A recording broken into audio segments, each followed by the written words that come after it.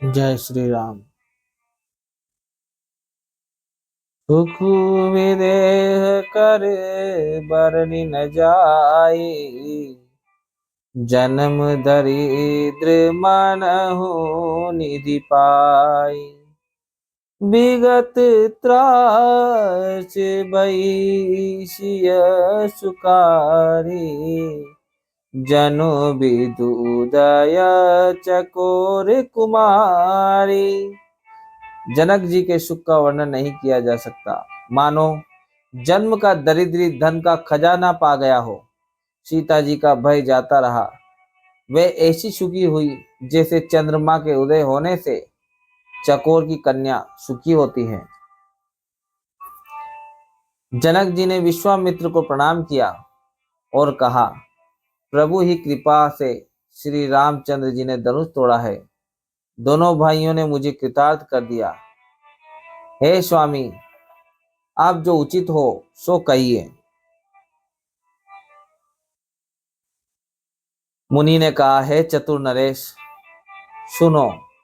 यूं तो विवाह धनुष के अधीन था। धनुष के टूटते ही विवाह हो गया। देवता, मनुष्य और नाग सब किसी को यह मालूम है। तथापि तुम जाकर अपने कुल का जैसा व्यवहार हो, ब्राह्मणों कुल के बूढ़ों और गुरुओं से पूछकर और वेदों में वर्णित जैसा आचार हो वैसा करो। जाकर अयोध्या को दूत भेजो, जो राजा दशरथ को बुला लावे। राजा ने प्रसन्न होकर कहा, हे कृपालु, बहुत अच्छा। और उसी समय दूतों को बुलाकर भेज दिया। फिर सब महाजनों को बुलाया और सब ने आकर राजा को आदर पूर्वक सिर नवाया।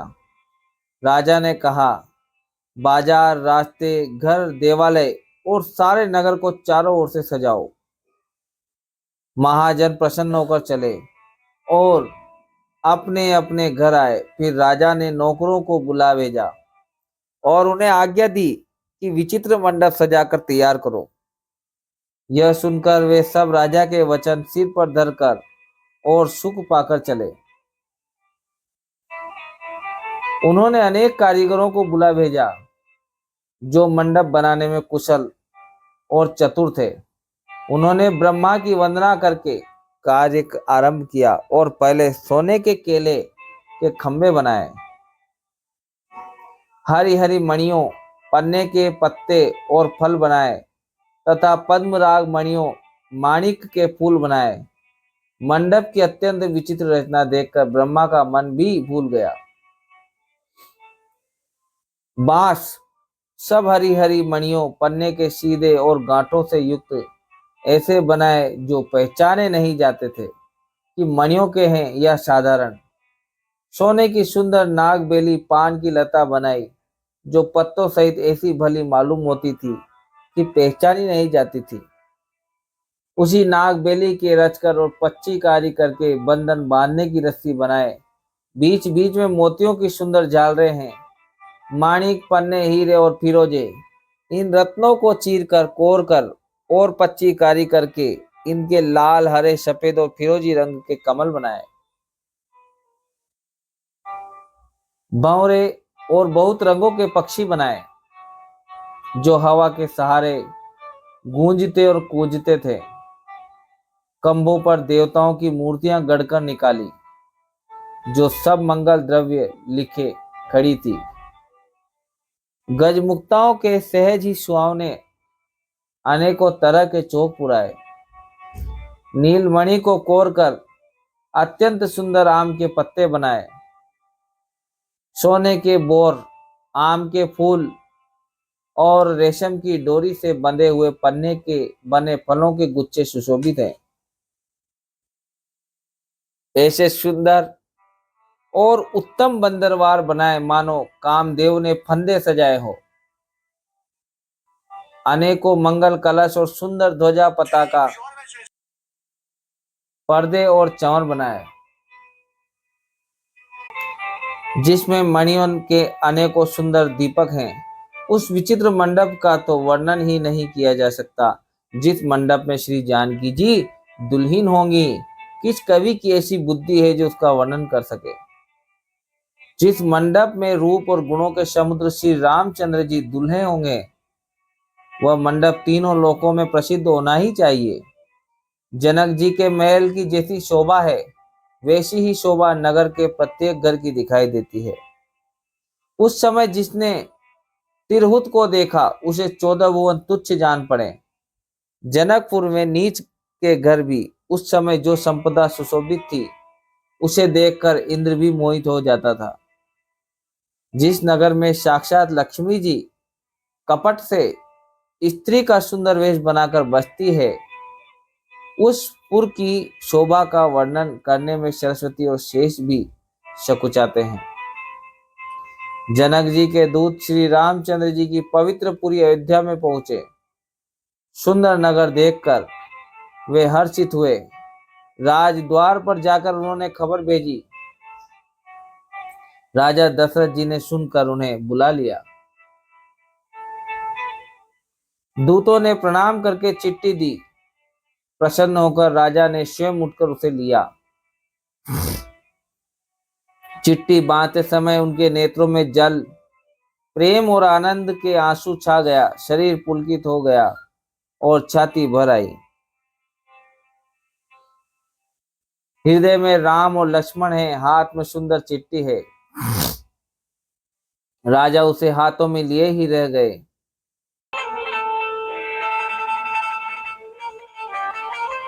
खट्टी मीठी कुछ भी कह न सके। फिर धीरज धरकर उन्होंने पत्रिका पढ़ी। सारी सभा सच्ची बात सुनकर हर्षित हो गई। भरत जी अपने मित्रों और भाई शत्रुघ्न के साथ जहाँ खेलते थे, वहीं समाचार पाकर वे आ गए। बहुत प्रेम से सकुचाते हुए पूछते हैं, पिताजी, चिट्ठी कहाँ से आई है? हमारे प्राणों से प्यारे दोनों भाई कहिए, सब कुशल तो हैं और वे किस देश में हैं? स्नेह से सने ये वचन सुनकर राजा ने फिर से चिट्ठी पढ़ी। चिट्ठी सुनकर दोनों भाई पुलकित हो गए। स्नेह इतना अधिक हो गया कि वह शरीर में समाता नहीं।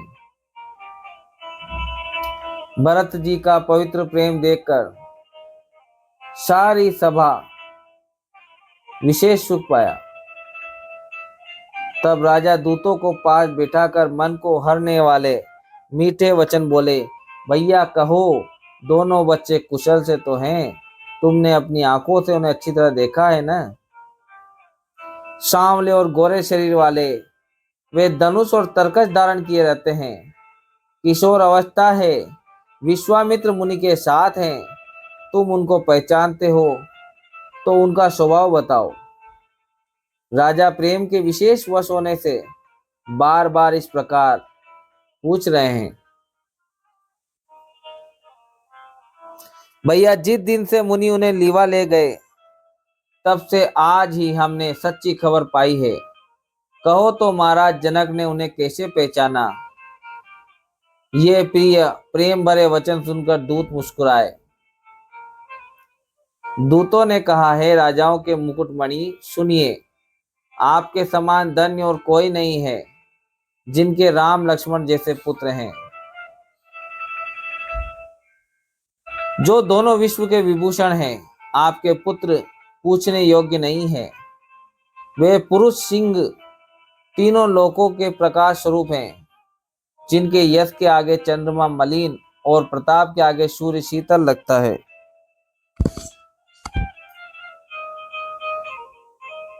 हे नाथ, उनके लिए आप कहते हैं कि उन्हें कैसे पहचाना? क्या सूर्य को हाथ में दीपक लेकर देखा जाता है? सीता जी के स्वयंवर में अनेकों राजा और एक से एक बढ़कर योद्धा एकत्र हुए थे, परंतु शिव जी के धनुष को कोई भी नहीं हटा सका।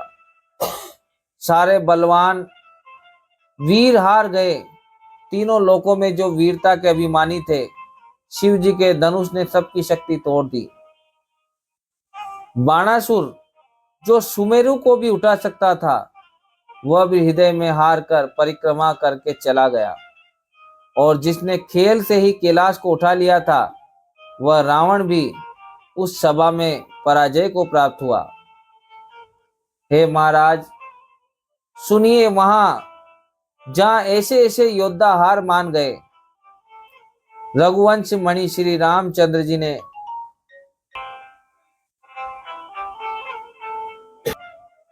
बिना ही प्रयास शिव जी के धनुष को वैसे ही तोड़ डाला जैसे हाथी कमल की डंडी को तोड़ डालता है।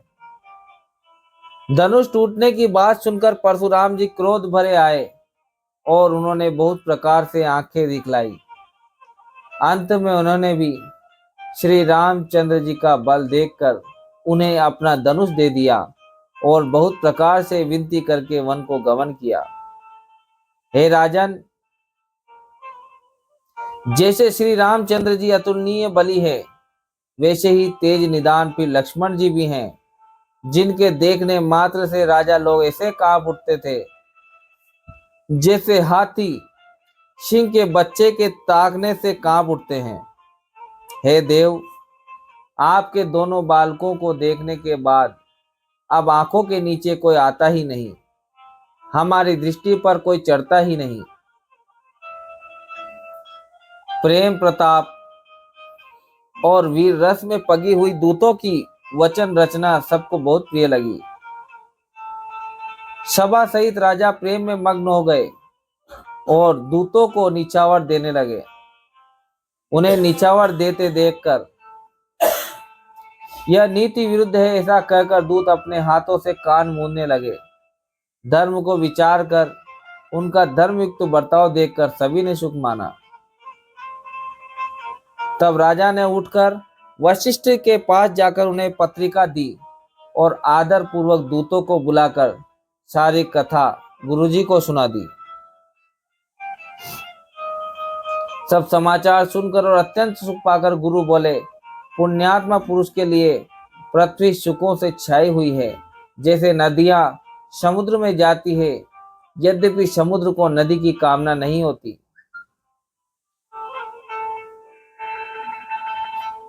वैसे ही सुख और संपत्ति बिना ही बुलाए स्वाभाविक ही धर्मात्मा पुरुष के पास जाती है। तुम जैसे गुरु ब्राह्मण गाय और देवताओं की सेवा करने वाले हो, वैसी ही पवित्र कौशल्या देवी भी है।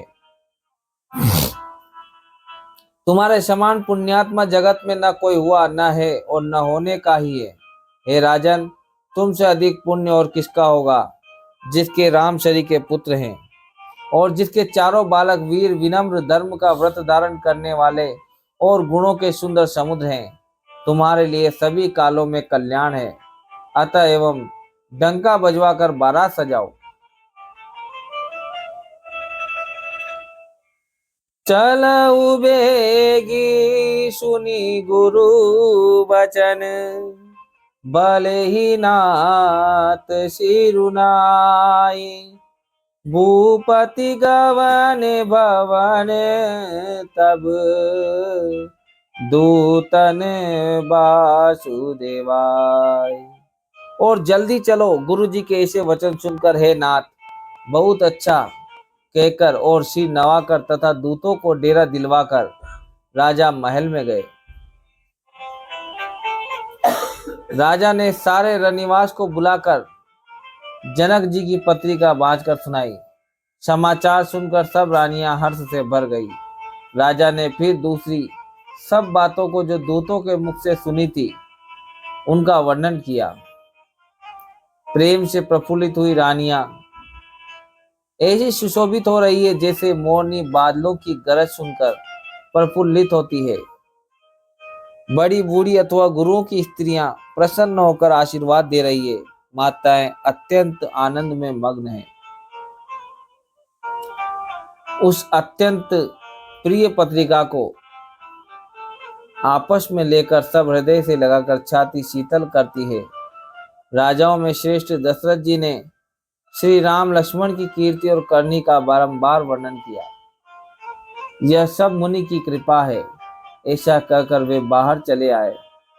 तब रानियों ने ब्राह्मणों को बुलाया और आनंद सहित उन्हें दान दिए। श्रेष्ठ ब्राह्मण आशीर्वाद देते हुए चले। फिर भिक्षुओं को बुलाकर करोड़ों प्रकार की निछावरें उनको दी। चक्रवर्ती महाराज दशरथ के चारों पुत्र चिरंजीवी हों, यो कहते हुए वे अनेक प्रकार से सुंदर वस्त्र पहन पहन कर चले। आनंदित होकर नगाड़े वालों ने बड़े जोर से नगाड़ों पर चोट लगाई। सब लोगों ने जब यह समाचार पाया तब घर घर बधावे होने लगे। 14 लोकों में उत्साह भर गया कि जानकी जी और श्री रघुनाथ जी का विवाह होगा। यह शुभ समाचार पाकर लोग प्रेम मग्न हो गए और रास्ते, घर तथा गलियां सजाने लगे।